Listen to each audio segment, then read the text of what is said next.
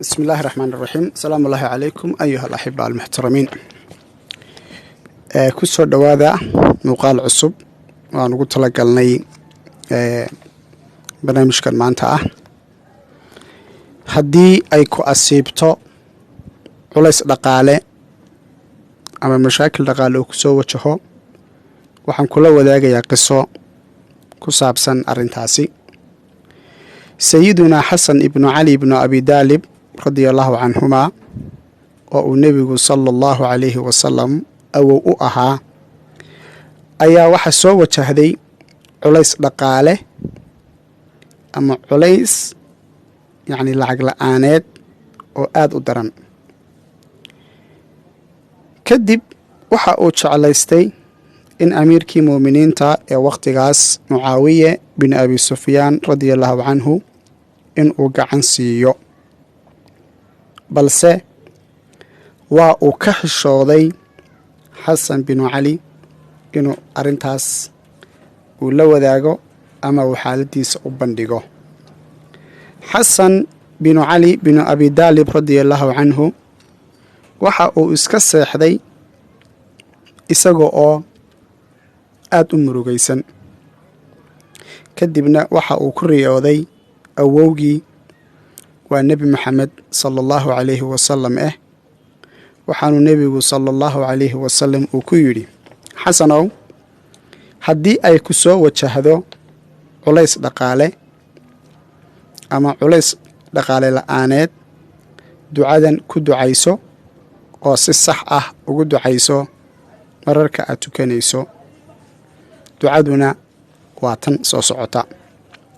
ducadu waxay u dhigan tahay markaa sidan: اللهم أقذف في قلبي رجاءك واقضع رجائي عمن سواك حتى لا أرجو أحدا غيرك. اللهم ما ضعفت عنه قوتي وقصر عنه عملي ولم تنتهي إليه رغبتي ولم تبلغه مسألتي ولم يجري على لساني مما أعديت أحدا من الأولين والآخرين من اليقين فخصني به yaa rab alcaalamiin. ducada shaashadda ayaan idiin soo saarayaa insha allahu tacaala. sidoo kale dadka ay ku adag tahay luuqadda carabigu waxaan isku dayayaa in aan iyadoo af soomaali ah aan hoose idiin soo dhigo oo qaybta commentiga aan ugu soo sarraysiiyo oo ay commentiyada dhammaan ugu soo kormarto si qof kastaaba insha allah uu arki karo. xasan binu cali binu abi daalib radiallahu canhu waxa uu yidhi sidaas ayaan ku ducaystay xilliyada salaada. maalmo yar markii ay ka soo wareegtay waxa uu amiiralmu'miniinka ii soo diray buu yidhi lacag fiican oo qadarkeedu aad u badan yahay, yacni 1500 lacag ay lagu qiyaasay waa lacag qadar badan ah ayuu ii soo diray buu yidhi marka amiiralmu'miniinkii mucaawiya bini abi sufyaan radiallahu canhu. waxaana arrintaasi ku ahaatay fadliga ilaahay subxaanahu wa tacaala. walaalayaal, waa xaqiiq inta aynu noloshan adduunyada ku noolnahay in qof kasta oo inaga mid ah mashaakilaadka dhaqaale la'aanta, xanuunka iyo dhibaatooyinka adduunyada ee tirada badan ay soo wajahayso. xalka iyo dariiqa keliya ee lagaga bixi karaana ay tahay in qofku uu xagga ilaahay subxaanahu wa tacaala uu u jeesto. culays kasta markuu ku soo fuulo, haddii aad xagga makhluuqa wax moodo oo aad makhluuq wax ka daydo, bini aadamka markaad wax weydiisato waa ay ku nacayaan. laakiin allah subxaanahu wa tacaala haddii aad xaggiisa u baydho ood allah subxaanahu wa tacaala aad wax weydiisato, ilaahay mar kasta oo aad barido ood gacmaa kor ugu taagto, ilaahay waa kariim, waa uu kugu farxayaa ducadaada kow, waana kariim oo allah subxaanahu wa tacaala marnaba ducadaada soo celin maayo ee ducadaadu 3 unbay u kala bixi: imaa in laguu dadajiyo, imaa in dib lagugu dhigo, imaa in masiibo kugu dhici lahayd ilaahay subxaanahu wa tacaala uu kaaga xijaabo. walaalayaal, asbaabaha ducada manciya ama in ducadaada la aqbali waayo keena oo ay ka mid tahay risiqa xaaraanta ah oo la cuno, arrimahaasi aad ha looga taxadiro. sidoo kale ducada yaan marnaba laga daalin istikfaarta aad ha loogu dadaalo. astaqfirullahi alcadiim aladii laa ilaaha ilaa huwa alxayu alqayuum wa atuubu ilayhi. ood ku dadaasho noloshaada dhan ayay wax ka bedelaysaa. saliga nebiga calayhi salaatu wasalaam ood xoogga saarto oo aad inta ugu badan akhrido noloshaada ayay wax ka bedelaysaa. kelimatu tawxiid laa ilaaha ila allah oo aad ku dadaasho oo aad inta ugu badan ee aad karta akhrida noloshaada ay wax ka bedelaysaa. sidaas ay la mid yihiin markaa dhammaan adkaarta oo dhan. allah subxaanahu wa tacaala waxa aynu ka baryaynaa qof kasta oo mushaakil dhaqaale oo haysto, allah subxaanahu wa tacaala aynu ka kor qaado ayaan uga baryaynaa. dhammaanteenba ilaahay inuu inaga kor qaado. qof kastaoo xanuunsan ilaahay inuu caafiyo subxaanahu wa tacaala ayaan ilaahay uga baryaynaa. qof kasta oo xidhan ama xabisan, allah subxaanahu wa tacaala waxaan ka baryaynaa xabsigaas inuu ka soo daayo.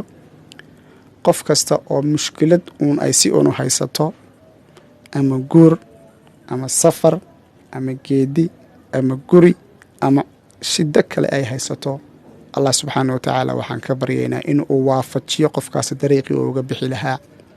walaalayaal, mar walba xagga allah subxaanahu wa tacaala ha loo soo leexdo, ilaahayna ha la tala saarto. arrimahaaga markaad fahmi weydana qaladku maaha ducada, qaladku maaha adkaarta, laakiin qaladku waa cilad xaggaaga ka jirta. adigu dib iskugu noqo. markaad allah subxaanahu wa tacaala baryayso inaad qalbi soo jeeda ilaahay ku baryayso, iska hubi. risiqaada cunaysa iska hubi. allaahuma salli calaa maxamed, ikhlaas allah inaad u baryaysa iska hubi. yaqiin inaad ilaahay subxaanahu wa tacaala ku qabta iska hubi. macsi iyo dembi inaad gacmaha kula jirto iska hubi. laanna culays kasta iyo dhibaato kasta waxay ku soo wajahaysaa marka aad dembi gacmaha kula jirto. waana yacni allah subxaana wa tacaala fursad uu ku siinayay marka uu culays ku soo wajahoba si aad xaggiisa ugu soo laabato. galabta waa khamiis, jimce ayaa caawa soo gelaya biidni illaahi tacaala. beritana waa jimce. maalmahan oo kale waa maalmihii aynu badinno saliga nebiga sala allahu calayhi wasalam oo barakooyinka iyo fadaa'isha laga helo aysan xad lahayn. waa galbihii ay nebiga calayhi salaatu wasalaam sida gaarka u salaami jirnay, aanu ku salaami jirnay asalaatu wasalaamu calayka yaa sayidii yaa rasuul allah, asalaatu wasalaamu calayka yaa sayidii yaa xabiib allah, asalaatu wasalaamu calayka yaa sayidii yaa rasuul allah, asalaatu wasalaamu calayka yaa sayidii yaa xabiib allah, asalaatu wasalaamu calayka yaa sayidii yaa rasuul allah, asalaatu wasalaamu calayka yaa sayidii yaa rasuul allah. qof kastaaba 5 mar 10 mar iyo intii allah subxaanahu wa tacaala uu karsiiyo in uu sidaas nebiga calayhi salaatu wasalaam u salaamo. galabtan khamiista ah, caawada oo jimco ah iyo beri oo jimco ah, macnaha galab kastoo khamiisa, habeen kastoo jimcaha iyo maalinta jimcaha. marka habeenkan jimcuhu waa leylatulqaraa, maalinta jimcuhuna waa yowm alashar. waa wakhtiyo aad iyo aad u qaali ah oo ay mudan tahay in aada looga faa'iidaysto. mashaakilkeenna oo dhan allah subxaana wa tacaala waxaan ka baryaynaa inuu xalliyo. dhibaatadeenoo dhanna ilaahay waxaan ka baryaynaa inuu xalliyo. saliga nebiga calayhi salaatu wasalaam ha la daa'imo, habeenadan aada ha loogu dadaalo. astawdicukum allah aladii laa tudiicu wadaa'icahu fii amaan illah. wasalaamu calaykum waraxmat ullaahi wabarakaatu. allahuma salli calaa maxamed wacalaa aali maxamed kama sallayta calaa ibraahiima wacalaa aali ibraahiima inaka xamiidun majiid. allahuma baarik calaa maxamed wacalaa aali maxamed kama baarakta calaa ibraahiima wacalaa aali ibraahiima inaka xamiidun majiid.